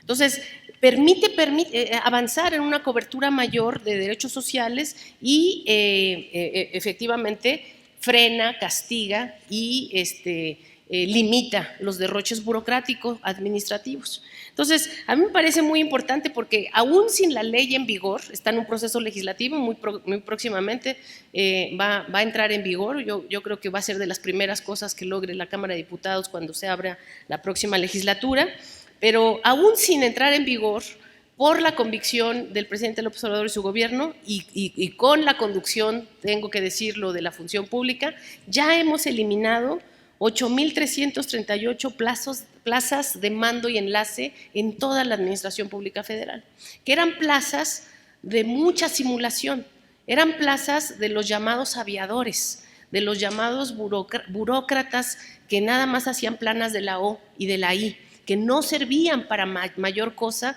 para el bien del desarrollo.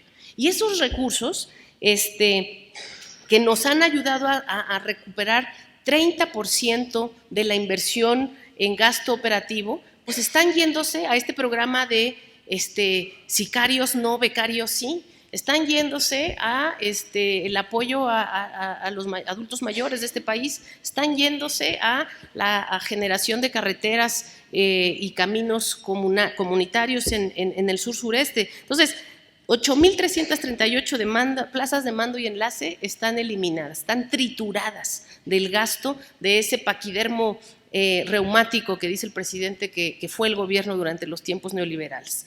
Se han eliminado también casi 729 direcciones generales adjuntas. Y aquí es muy interesante el asunto de las direcciones generales adjuntas, porque eso sí está escrito en la Ley Federal de Austeridad Republicana. Comanda, ordena esa ley que se eliminen todas las direcciones generales adjuntas generadas a la luz del sexenio anterior y a partir de la presidencia del presidente Felipe Calderón, cuando se generaron estas direcciones generales adjuntas como mecanismos de excepción para la aplicación del servicio civil de carrera.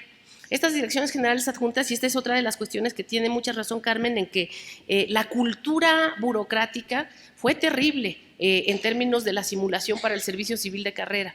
No hacía la función pública, no era coherente con la utilización de este gran instrumento que es la profesionalización de nuestros burócratas, y entonces nosotros en este gobierno hemos redoblado esfuerzos para relanzar el servicio profesional de carrera y le hemos puesto un acento específico que es tener perspectiva de género. Entonces queremos en esta nueva construcción de lo cultural político nuevo, de lo cultural burocrático nuevo, generar esa segregación de las estructuras orgánicas en donde las mujeres nada más son secretarias, son operativas, son funcionarias menores y los varones son los directores generales, los subsecretarios, los operadores de las decisiones políticas verdaderas. Entonces queremos eliminar esa segregación en la administración pública federal.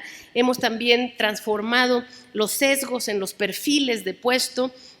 En las convocatorias estamos utilizando acciones afirmativas, queremos terminar con esos estereotipos de la cultura burocrático-administrativa que privó en el pasado. Esos son elementos, me parece, que denotan que sí es cultural, pero cultural en lo político, cultural en lo administrativo, y que estamos caminando rumbo al relanzamiento de nuevos elementos que nos permitan construir ese nuevo paradigma en lo burocrático. Generamos un consejo consultivo del sistema del servicio profesional e invitamos a presidirlo, consejero presidente como representante del sector académico, al rector de la máxima casa de estudios, el doctor Enrique Graue, que estuvo en la función pública integrando este consejo consultivo de nuestro servicio profesional de carrera. El presidente de la Asociación Mexicana de Estudios de Ciencia Política, el doctor Jesús Tobar Mendoza, es el representante del sector social en este Consejo Consultivo para el Servicio Profesional de Carrera. Y el licenciado Francisco Cervantes, el empresario, presidente de la CONCAMIN, es el representante del sector privado. Entonces, son elementos, me parece, de que esta nueva administración en la función pública y efectivamente en el resto del gobierno, sí sabe que tenemos la vara alta, sí sabe que tenemos compromiso de construir una nueva cultura administrativa, política, cívica, una nueva ética pública, y yo creo que el tercer elemento es el que conoce muy bien Carmen, además de forma muy militante, muy muy que es que hemos reactivado, el gobierno federal reactivó la Alianza Internacional por el Gobierno Abierto, que en los últimos meses del gobierno del presidente Peña Nieto fue suspendida de tajo por precisamente practicar el espionaje y el acoso y el pisoteo de los derechos fundamentales de personas tan destacadísimas como la propia Carmen Aristegui y muchos otros periodistas, activistas y disidentes políticos. Eso no está aquí. ¿A quién estamos pisoteando este gobierno? ¿A quién estamos espiando? ¿A quién estamos atacando? A nadie. Tenemos una visión de construcción igualitaria, no discriminatoria, una visión de justicia social. Eso es lo que no se ve. Yo siento, así me siento, repito, lo digo con la mayor humildad posible, o sea, como yo estoy sentada aquí como secretaria de la Función Pública, ni en mis sueños. ¿Por qué? Porque no, yo soy, como todos, la mayoría del pueblo. O sea, el gobierno del licenciado Andrés Manuel López Obrador es la oposición hecha gobierno, no es otro gobierno, es la oposición que ha caminado, me parece, pero que ahora tiene decisiones de Estado. Y vamos a utilizarlas, porque nada más tenemos poquito tiempo, no tenemos un sexenio y estamos con muchos intereses, muchas resistencias, mucho acoso, pero también con mucho amor a la patria. Pues sin duda sus comentarios nos dejan a todos pues pensando cosas importantes sobre este país. Si me lo permiten, voy a leer algunas de las preguntas que enviaron los presentes en la concurrencia y si están de acuerdo, damos unos minutos para que ustedes hagan comentarios sobre estas preguntas, ¿les parece? Una primera pregunta. ¿Qué consecuencias negativas podría conllevar la persecución de autoridades involucradas en fraudes de sexenios pasados frente a la lucha contra la corrupción de la 4T? Esa es una pregunta. Una siguiente pregunta. ¿Cuál es el fin de tener una administración con una mega austeridad extrema si en campaña electoral decía el presidente que con todo el dinero que se había robado en anteriores administraciones alcanzaba para impulsar todos sus proyectos, donde además decía que impulsaría la ciencia y tecnología desarrollando al país, pero con todos los recortes que hizo desde el CONACYT entra en contradicción? Comentario de Eder Iván Chimal. ¿Hasta qué periodo o sexenio se auditarán funcionarios y casos de corrupción? Pregunta David Sandoval. ¿Será adecuada la cercanía del presidente López Obrador con Manuel Velasco Coello, acusado de intentar sobornar al fiscal Santiago Nieto? ¿Este presunto intento puede llamarse corrupción? Pregunta de Juan Gómez.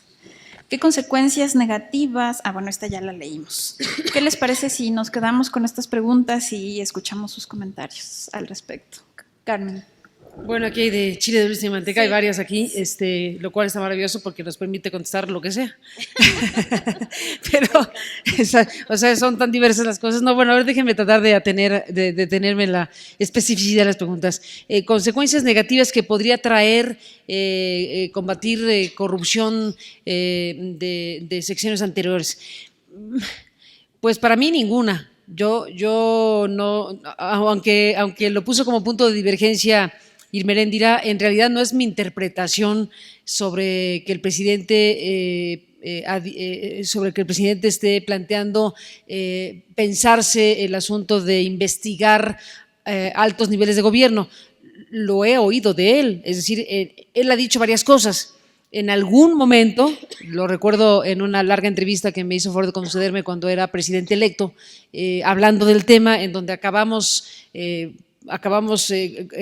la conversación escuchando a Andrés Manuel decir, bueno, pues lo ponemos a una consulta. Era una discusión sobre sí o no entrarle a investigar los sexenios anteriores que acabó en la idea de una consulta. Que iba a componerse de preguntarle a la gente sobre la Guardia Nacional. Esa ya la vamos quitando de la lista porque pues ya está con hijo preguntando de la Guardia Nacional, que ya está a chandar, sobre qué pensaba la gente sobre el consejo asesor que se autopropuso de empresarios distinguidísimos de las televisoras al presidente de la República. Y el otro tema de la consulta era investigar o abrir o promover investigaciones a sexenios anteriores, y el presidente le puso nombres y apellidos, incluso puso una fecha, pero ese tramo de la conversación con el presidente electo y la periodista, bueno, venía de precisamente su planteamiento de que desde su punto de vista no era deseable que se entrara en esas dinámicas, y la palabra estabilización la usó él, no yo. Eso lo dijo en algún momento. Entiendo la complejidad del tema, también lo hemos oído decir otras cosas, también él mismo, al día siguiente de decirlo de la consulta, fue a otro programa y le puso fecha, 21 de marzo. Quiere decir que durante el tiempo que transcurrió de que dijo lo primero, él lo ratificó como algo deseable. Al final yo hablaba, en mi interpretación es así, no interpreto esta parte de la estabilidad porque la ha planteado él de esa manera, pero sí interpreto a un Andrés Manuel López Obrador que tiene esta dualidad entendible, porque usaste una expresión muy interesante, es la oposición que se hizo gobierno. Bueno, yo diría es la oposición que llegó a ser gobierno, y gobierno es hoy. Hoy es un gobierno que tiene responsabilidades y mandatos que cumplir con claridad. Entonces, hoy tenemos a quien durante 30 años fue el gran opositor del país, pero ya es gobierno, es presidente, tiene herramientas legales para ejercer el poder que buscó y que obtuvo. Ahora estamos en el punto de que la sociedad que llevó a Andrés Manuel a la presidencia de la República y que ha logrado conformar el equipo que hoy tiene, bueno, la sociedad hoy está a la espera de que esto resulte de tal o cual manera. Y un tema principal es el de la corrupción, no solo porque él lo puso como un tema principalísimo, como elemento político y de campaña, sino porque obviamente la sociedad mexicana lo tiene en primerísimo lugar como tema a resolver. Y este es el dilema del que estamos hablando esta tarde. La sociedad mexicana, que no es una única cosa, la sociedad mexicana es diversa, es plural, hay muchas maneras de interpretar el asunto, pero atrevámonos a pensar en la mayoría de la sociedad. ¿Qué querrá la sociedad mexicana? Que la apuesta y la esencia y la energía y los recursos se pongan con la mirada al frente para hacer todo lo necesario para prevenir, combatir y erradicar la corrupción, o que además de eso, que creo que nadie se va a pelear con eso como una tarea principal, se debe ocupar energía, tiempo, recursos, eventualmente estabilidad, si es que fuera el caso, para ir a las entrañas del monstruo y sacar una parte de esa realidad. Vuelvo a decir, es de tal dimensión lo que ha pasado que sería humanamente imposible aspirar a que todo, absolutamente todo, quede resuelto e investigado judicialmente. Eso tristemente es algo inabarcable. Pero es verdad que nosotros podemos aspirar a que haya algunos casos, algunas situaciones, de hablar. Sé que esto es bastante chocante y lo entiendo perfectamente desde la óptica de las víctimas. Cuando se habla de los 43, los demás dicen, y nosotros también, ¿no? Cuando se habla de los 43, que por supuesto nos toca la entraña, pues ahí se han puesto enormes recursos del Estado. Todavía estamos a la espera de saber claramente qué pasó con la desaparición de los jóvenes, pero ahí hay un tema tremendo, que efectivamente tenemos que ponernos en los zapatos de las madres, los padres, de los demás que no son los 43. ¿Para cuánto alcanza la energía, la inteligencia, los recursos, el tiempo, el talento disponible desde el Estado y la sociedad para esclarecer cada uno de los casos que hoy pues forman una montaña, como digo? Así que bueno, hablando de consecuencias negativas de entrarle a delitos de alto impacto del pasado, bueno, pues podemos interpretarlo como sea. Yo pienso que es mejor hacerlo en el entendido de que la dimensión es de tal tamaño que no podemos aspirar al todo, pero necesitamos buscar de la mejor manera lo más posible para que cosas que han tocado la entraña nacional de manera tan fuerte como Ayotzinapa o como la matanza de Apatzingán, que por cierto acaban de detener a 6 policías federales que participaron de esa matanza del Día de Reyes en 2015. Bueno, son elementos importantes. No se nos olvide que son cosas que ocurrieron hace varios años y hace una semana o esta semana acaban de confirmarnos que por lo pronto 6 policías federales que habrían participado de eso están detenidos. Oigan, gran noticia, ¿eh? Gran noticia, porque quiere decir que se mueve el asunto en algunos circuitos de los delitos cometidos. Está el comentario que más bien le toca a Irma Heréndira, yo creo que comentar, que es el asunto de la, ¿cómo le llamaron? Mega austeridad. Fíjate que está fuerte el concepto, si lo apunté bien. Mega austeridad extrema. O sea, es mucho. O sea, sí es mucho. Sí suena mucho el asunto. Entonces, bueno, y le ponen aquí además el tema de CONACYT. Hay toda una discusión acerca de los recursos del Estado y una apuesta muy importante que pues tiene su rango de riesgo como buena apuesta, que es utilizar una parte importante de los recursos que se están represupuestando o recortando, la palabra que cada quien quiera utilizar, para rescatar a Pemex, poner un foco presupuestal tan importante como Pemex, que fue desmantelado y convertido en un cascarón en buena medida, y la apuesta de decir, tenemos que revivir al gigante Pemex porque parte del eje económico de este gobierno y de generación de recursos propios tiene que volver a cruzar por lo que fue esa fuente enorme de recursos para las finanzas públicas, y para rescatar a Pemex hay que recomponer los recursos del Estado, y ahí hay una discusión también. El tema de la cobija, que es limitada, bueno, pues se jala de un lado y entonces ya sabe que se descobija del otro. ¿Qué tanto ha afectado a circuitos tan importantes como la academia, la ciencia, la investigación? Pues eso es parte de lo que está ocurriendo. Hay aquí otro debate abierto. Hay quien dice, ya ni la friegan porque están desmantelando o descobijando a CONACYT o a la ciencia o a la cultura para destinarlo, en este caso, a Pemex, por decirlo en términos muy simples.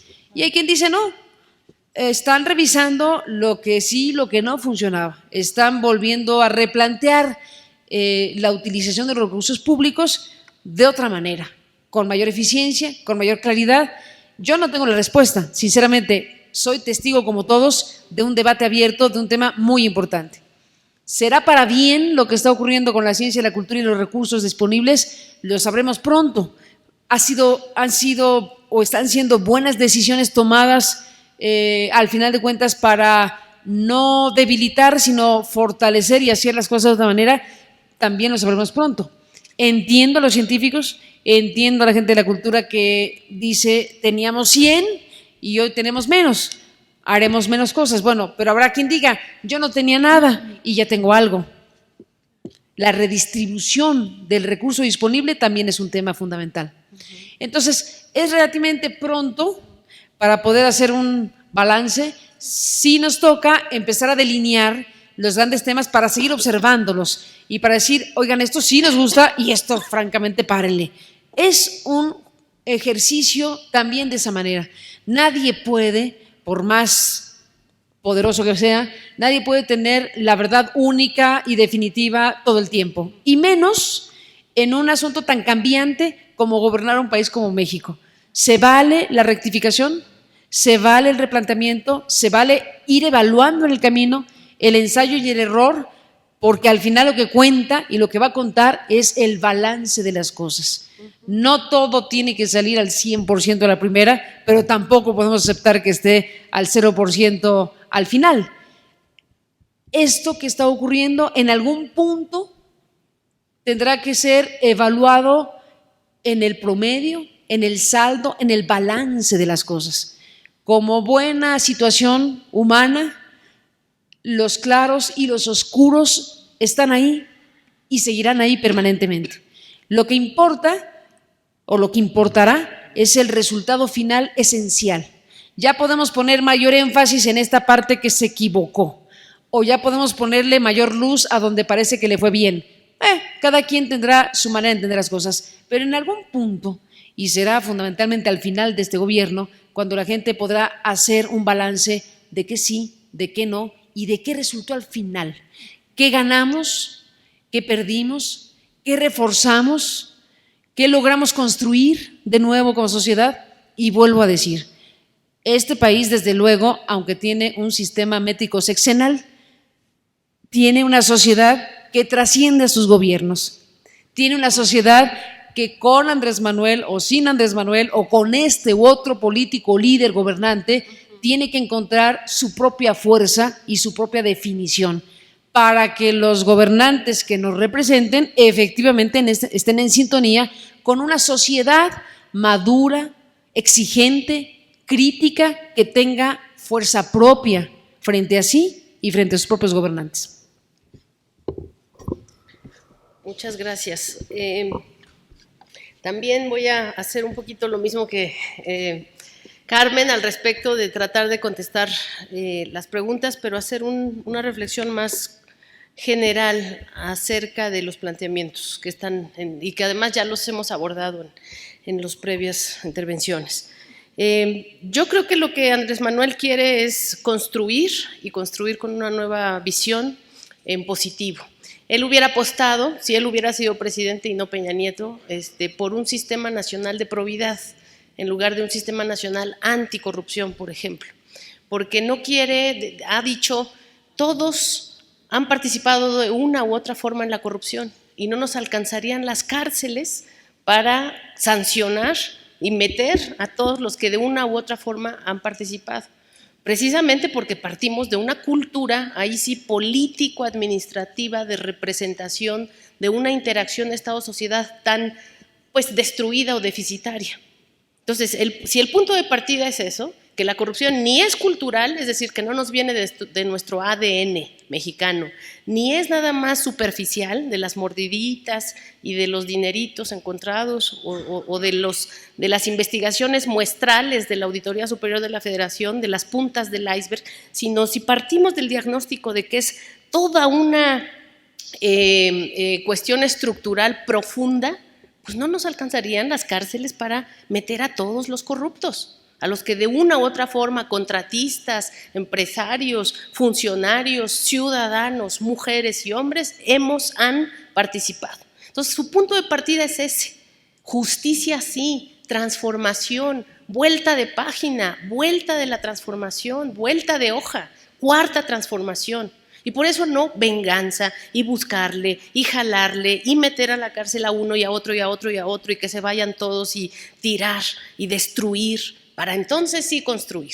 Dice, no, démonos la mano, saldemos lo que se tiene que saldar y caminemos a una transformación verdadera que nos beneficie a todos. Eso es lo que yo escucho, obviamente, lo que yo percibo de sus puntos de vista, tal vez a veces encontrados desde un programa a otro o de un auditorio a otro, al respecto de no venganza, sí justicia, sí avance. Sin embargo, él está ejerciendo sus herramientas y ese es mi punto de debate totalmente respetuoso y cariñoso para con Carmen y para con quien puede llegar a pensar que está abdicando Andrés Manuel en el combate a la corrupción. No está abdicando el presidente y mucho menos la función pública y este gobierno. No estamos abdicando. Ya también nos decía Carmen, está durmiendo estas noches en la cárcel una funcionaria de Estado, una secretaria de Estado. No es poca cosa para México. Y están los policías vinculados a Apatzingán purgando también, y pueden que vengan cosas más grandes incluso. Se están amparando personas que ni de chiste se pensaban en una ventanilla burocrática comprando un amparo. Por ejemplo, pues la mamá del señor exdirector de Pemex, ¿verdad? O su esposa. O sea, están amparándose. Termino y ahorita los escucho. Entonces, yo sí creo que es venganza, ¿no? Justicia sí, y hay muestras. Sí, las están amparando, no van ellos, pero ni así. O sea, su cosmovisión no daba para eso, evidentemente. Entonces, está ejerciendo sus herramientas, estamos ejerciendo nuestras herramientas de la justicia administrativa, que la verdad es lo que me toca, y aún con que me toca nada más la justicia administrativa, y es lo que quiero dejar aquí en la mesa, no nos contentamos en la función pública con que se quede ahí. Hacemos convenios de colaboración, sacamos información de inteligencia, vamos a la investigación de los impuestos, las investigaciones impositivas, judicializamos en las fiscalías, nos vamos con las contralorías estatales, revisamos las cosas a profundidad.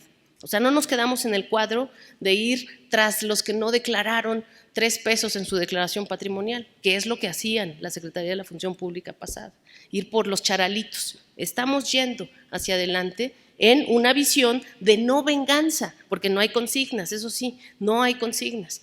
Pero lo más valioso a mí me parece de esta administración es que, si bien dice, no dice borrón y cuenta nueva, pero dice no nos metamos a la cárcel todos, no destruyamos, sino construyamos, también dice, sin embargo, de aquí para adelante, nada. Y a quien más le voy a exigir es a los míos, a mis colaboradores, a mi familia, a mi gobierno, a mis seguidores. A quien más le voy a exigir es a los que quieren entrarle a esta cuarta transformación. Y ahí están una vez más los ejemplos, me parece, paradigmáticos de todas las investigaciones que están en curso. Entonces, yo sí creo que el tema es un asunto de justicia transicional. Es decir, así como Andrés Manuel está proponiendo liberar a muchos presos, y no solo políticos, o sea, los presos políticos no tienen cabida en una propuesta política, en una cosmovisión política como la del presidente Andrés Manuel, pero está pensando en liberar a presos tradicionales, ¿no?, que han cometido delitos y que pueden purgar sus penas en libertad, en una propuesta muy osada, utilizando sus herramientas estatales y de justicia transicional, para que se liberen y entonces sí, se les dé esa oportunidad y avancen. Incluso está considerando el gobierno también liberar a muchas presas, ahí sí yo diría, para que vea, sí políticas, es decir, una justicia muy ominosa contra las mujeres, de mujeres que están presas por ser mujeres, de mujeres que están presas por haber abortado, y que no tienen por qué estar presas por esa razón. Entonces sí estamos caminando hacia adelante en una justicia transicional. ¿Y por qué si se va a dar esa posibilidad a presos que cometieron delitos, a mujeres que abortaron, no se va a dar la posibilidad de vámonos para adelante y exijámonos con los estándares ahora sí más altos, pero ya olvidemos de estar con la cacería de brujas o la consigna o el quinazo o el vaso o estas cuestiones que no las necesita un gobierno como Andrés Manuel. ¿Perdón? Sí, exactamente. Ese tipo de teatros, como dice usted, no sirven para nada. Entonces, por eso es que lo que tenemos que hacer es transformar de raíz este tema del combate a la corrupción, ejerciendo hacia adelante y ejerciendo en una construcción de ética pública diferente. Y finalmente lo que nosotros estamos haciendo en esta visión de justicia transicional es lo que nos corresponde, que es expedir leyes de conflicto de interés, las leyes de austeridad republicana. La austeridad, eso ya habíamos dicho, no es una austeridad, nos han dicho que somos los austericidas, que estamos acabando con el gobierno. Es también una mentira, me parece una falacia. La austeridad se ha concentrado simplemente en puestos de mando, en direcciones generales adjuntas, en términos de lo organizacional, y está, pues sí, limitando el despilfarro. La reestructura de la austeridad en este gobierno no ha afectado a 92 de cada 100 servidores públicos. Es decir, las personas que han estado sujetas a que su plaza se elimine y se destruya han sido directores generales, titulares de unidad, directores generales adjuntas y los más humildes trabajadores, funcionarios públicos operativos de base o de categorías menores no han estado sujetos a medidas de austeridad en lo más mínimo.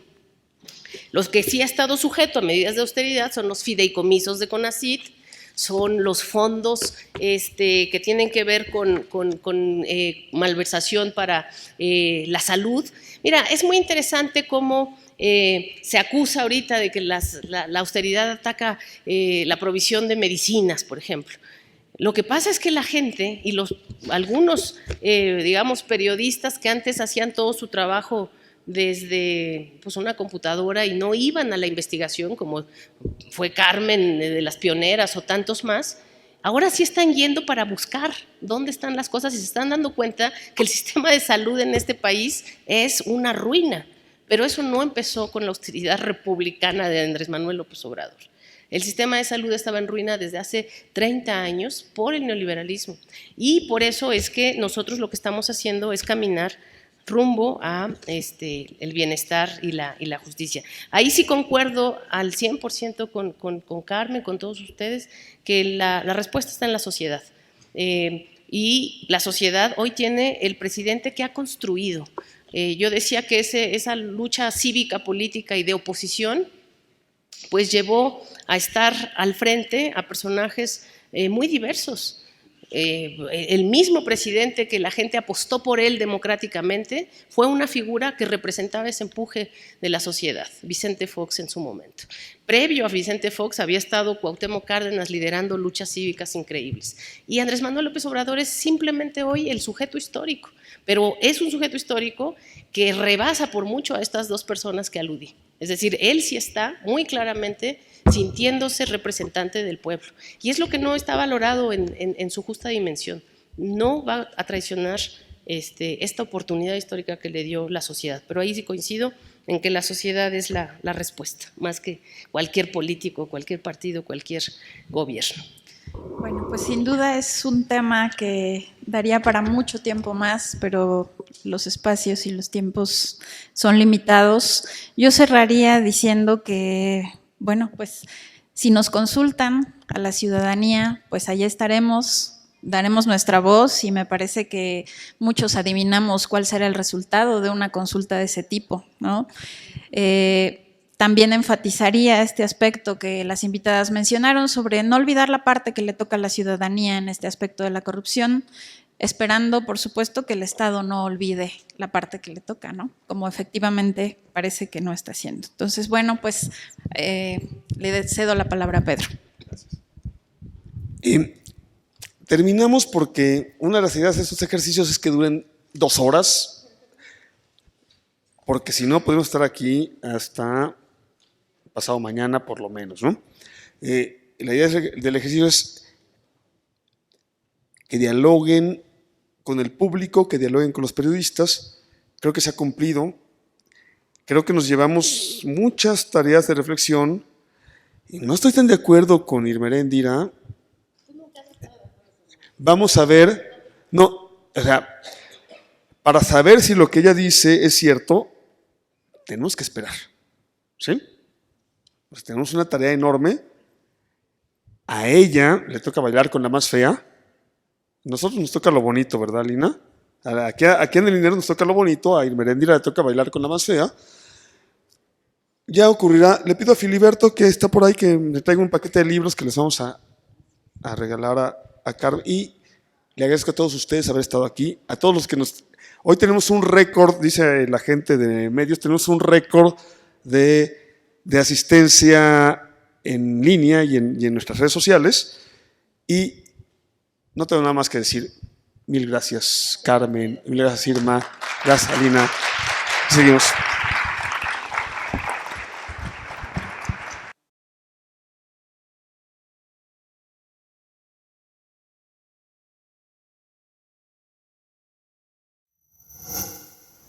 Gobierno de México.